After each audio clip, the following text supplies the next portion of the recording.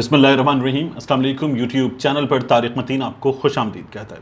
मैंने बार बार आपसे एक जुमला कहा है गुज़श्ता कुछ वीडियोज़ में कि अगर तहरीक अदम एतमाद पर वोटिंग होती है तो अगर इसकी नौबत आती है तो हुकूमत की हार अब यकीनी है। 196 का नंबर सिंध हाउस में अपोजिशन ने शो कर दिया है।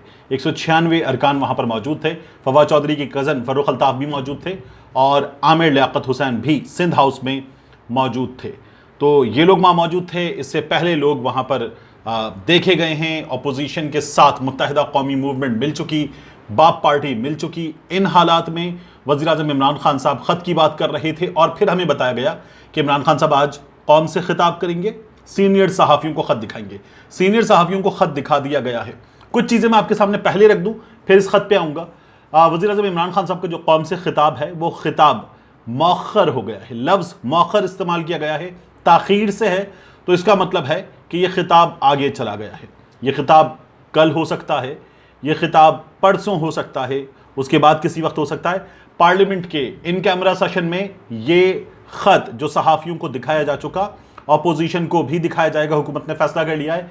इन हालात में इस्लामाबाद हाई कोर्ट में एक नईम खान एडवोकेट नामी वकील हैं, इनकी जानिब से दरख्वास्त दायर की गई और दरख्वास्त दायर करके कहा गया कि वज़ीर आज़म को कोई भी ऐसा डॉक्यूमेंट पब्लिक करने से रोका जाए। मैंने डॉक्यूमेंट का लफ्ज़ इसलिए इस्तेमाल किया कि हमारे यहाँ बहस हो रही है कि ये केबल है, ये मेमो है, ये मेमोरेंडम है, ये लेटर है, ये ख़त है, ये मुरासला है, ये चिट्ठी है, ये पत्र है, ये कागज़ का एक टुकड़ा है।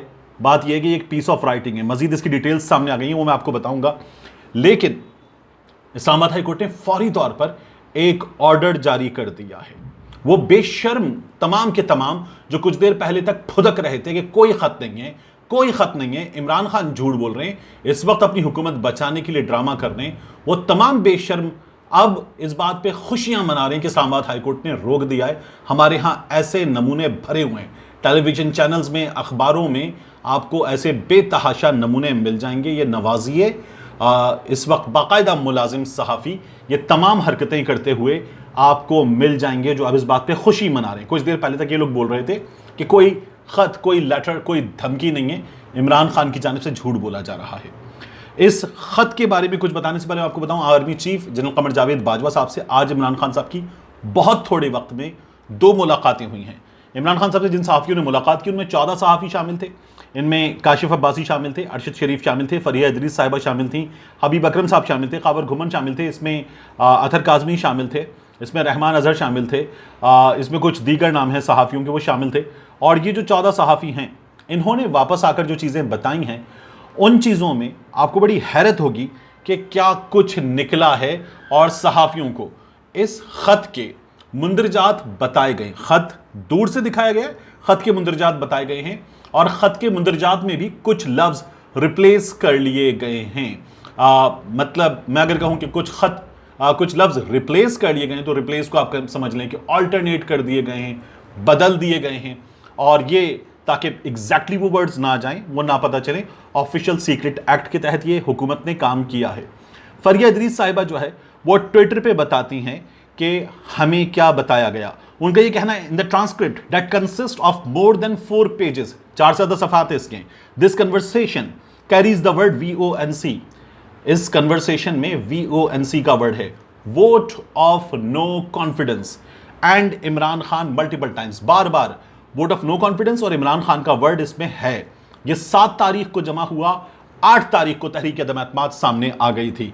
द मैसेज इज क्लियर, पैगाम बहुत साफ है, that one man is the problem and he must be eased out. एक आदमी मसला है, इमरान खान, और उसको निकाला जाना चाहिए। The letter was sent a day before VONC was filed. एक दिन पहले ये जमा कराया गया था, भेजा गया था ख़त जो तहरीक अदम एतमाद जमा कराएगी उससे एक दिन पहले। फरिया इदरीस आगे लिखती है, the crux of message bilateral relationship depends on one man. 2 तरफा ताल्लुकात एक ही चीज़ पर मुनहसर हैं। हुकूमत ये बता रही है कि कौन सा मुल्क है, नहीं बता सकते अभी, लेकिन बताया जा रहा है साफ तौर पर कि अमेरिका की बात हो रही है, इसीलिए रशिया हमारे साथ खड़ा हुआ है। आगे आपको मैं बताता हूँ, यहाँ पे ये लिखा हुआ है, if he is gone things can get better. Imran Khan को निकाल दिया तो चीज़ें बेहतर हो जाएंगी। इफ़ नॉट, अगर नहीं निकाला गया, there will be a price to pay, तो फिर इसकी कीमत अदा करनी होगी। Our diplomats then suggested that such meetings should continue. हमारे डिप्लोमेट्स ने यह कहा कि ऐसी मीटिंग्स जो हैं वो जारी रहनी चाहिए।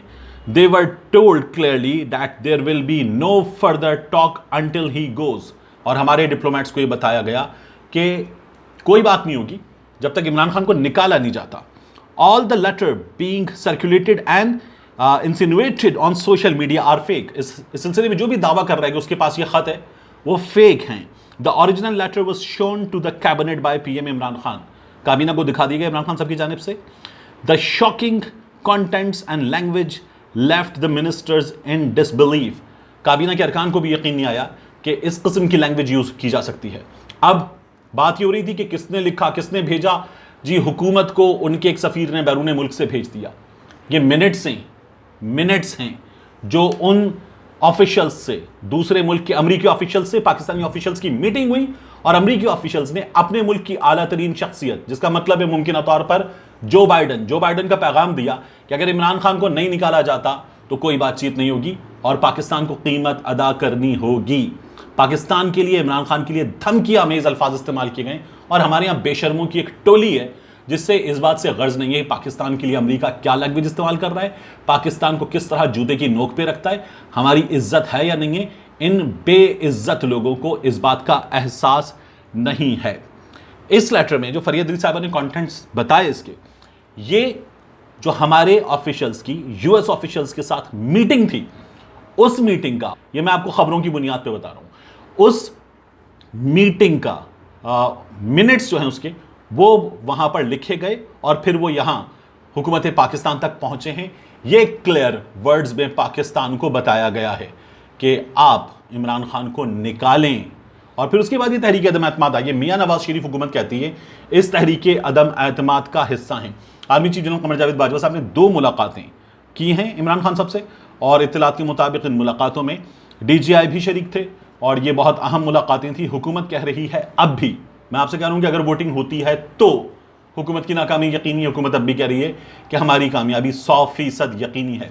क्या होता है, किस बुनियाद पे हुकूमत कह रही है, अभी क्लियर नहीं है। मेरे पास इस सिलसिले में कोई खबर भी नहीं है। एक शहरी है नईम खान एडवोकेट, ये इस्लामाबाद हाई कोर्ट गया और इसने जाके दरखास्त दायर की कि इमरान खान को कोई भी ऐसा डॉक्यूमेंट पब्लिक करने से रोका जाए।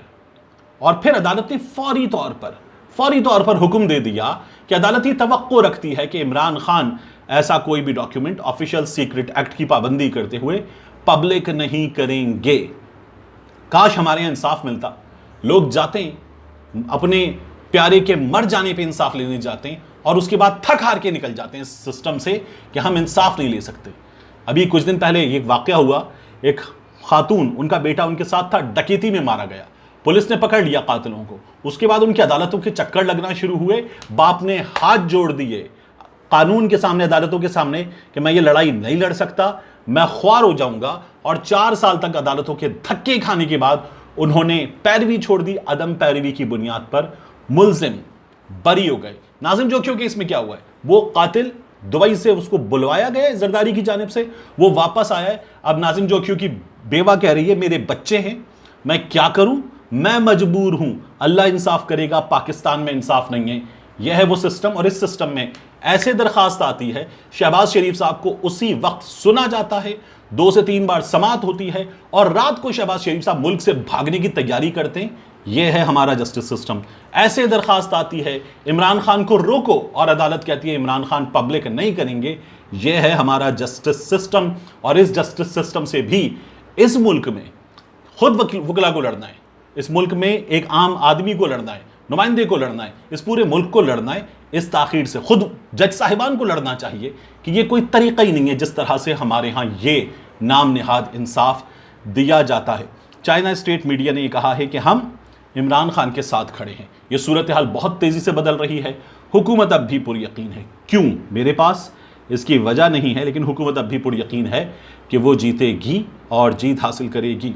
लेकिन ये जो कुछ हो रहा है इसमें आपको एक जानिब इमरान खान नज़र आता है जो ये कह रहा है कि हमारी खुददारी, खुद मुख्तारी, कौमी गैरत पर बात होनी चाहिए, और दूसरी जानिब वो हैं जो इस्तेमाल हो रहे हैं। मिलते हैं इंशाल्लाह आपसे अगली वीडियो में।